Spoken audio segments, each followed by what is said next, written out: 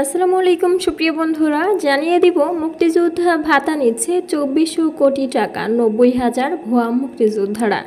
আর রয়েছে জাতীয় মুক্তিযোদ্ধা কাউন্সিল জামুকা থেকে নতুন নির্দেশ। বিস্তারিত জানিয়ে দিচ্ছি যাচাই বাছাইয়ের আপডেট সহ। তার আগে সুপ্রিয় বন্ধুরা, অবশ্যই আপনারা আমাদের কুয়েত নিউজ বাংলা ইউটিউব চ্যানেলটি সাবস্ক্রাইব করবেন এবং বেল বাটনে ক্লিক করে রাখবেন। বেল বাটনে ক্লিক করার ফলে সকল ভিডিওর নোটিফিকেশন সবার আগে পেয়ে যাবেন। শুরুতেই দেশে মুক্তিযোদ্ধার সংখ্যা নিয়ে বিতর্কের অবসান হয়নি। 1994 সালের সরকারি তালিকায় মুক্তিযোদ্ধার সংখ্যা ছিল 86,000। 2024 সালে এসে এই সংখ্যা দাঁড়ায় 2,08,000। এই হিসেবে ভুয়া মুক্তিযোদ্ধার সংখ্যা 1,22,000। তবে মন্ত্রণালয় তথ্য অনুযায়ী দেশে ভুয়া মুক্তিযোদ্ধা 90,000।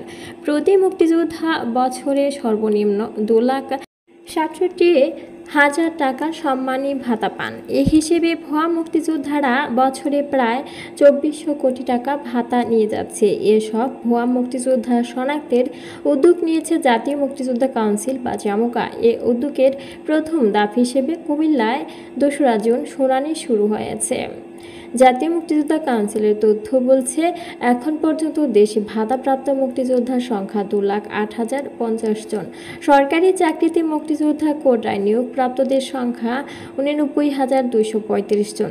গেজেট বাতিল মুক্তিযোদ্ধা বয়স সীমা নির্ধারণ সহ প্রায় 14 ক্যাটাগরিতে মোট মামলার সংখ্যা 2,719টি। ইতিমধ্যে নির্ধারিত বয়স 12 বছর 6 মাসের চেয়ে কম হওয়ায় 2,111 জন মুক্তিযোদ্ধার সনদ বাতিল করা হয়েছে। এ নিয়ে বিগত 15 বছরে 3,926 মুক্তিযোদ্ধার গেজেট বাতিল হয়। বর্তমানে দেশে প্রতিজন মুক্তিযোদ্ধা মাসে 20,000 টাকা করে ভাতা পান। এছাড়া 2 ঈদে 10,000 এবং বিজয় দিবসের 5,000 ও বৈশাখী ভাতা 2,000 টাকা পেয়ে থাকেন। এ হিসেবে বছরে প্রতি মুক্তিযোদ্ধা ভাতা পান সর্বনিম্ন 2,67,000। এই হিসেবে ভুয়া মুক্তিযোদ্ধারা সরকারি অর্থ নিয়ে যাচ্ছে প্রায় 2400 কোটি টাকা।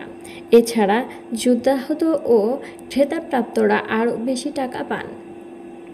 জুলাই আন্দোলনে ছাত্র জনতার অভ্যুত্থানের পর অন্তর্বর্তী সরকার গঠিত হলে মুক্তিযুদ্ধ বিষয়ক মন্ত্রণালয়ের উপদেষ্টা দায়িত্ব পান ফারুকী আজম বীর প্রতীক। দায়িত্ব নেয়ার পর 1 সপ্তাহের মাথায় মুক্তিযোদ্ধা সনদ ও তালিকা যাচাই বাছাইয়ের নির্দেশ দেন তিনি। এই নির্দেশনার পর দেশের জেলা উপজেলা থেকে মন্ত্রণালয় এবং জামুকায় হাজার হাজার ভুয়া মুক্তিযোদ্ধার বিরুদ্ধে অভিযোগ জমা পড়ে।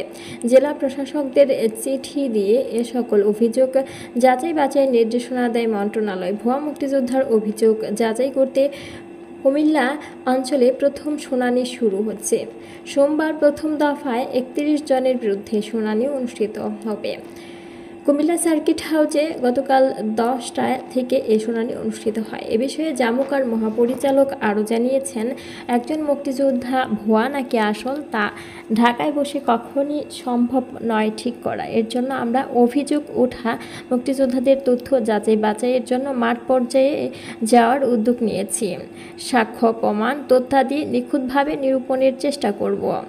এ ছিল সুপ্রিয় বন্ধুরা আমাদের কুয়েত নিউজ বাংলা ইউটিউব চ্যানেলের সর্বশেষ গুরুত্বপূর্ণ আপডেট খবর। পরবর্তীতে কুয়েত নিউজ বাংলার নতুন খবর পেতে চ্যানেলটি সাবস্ক্রাইব করবেন এবং বেল বাটনে ক্লিক করে রাখবেন।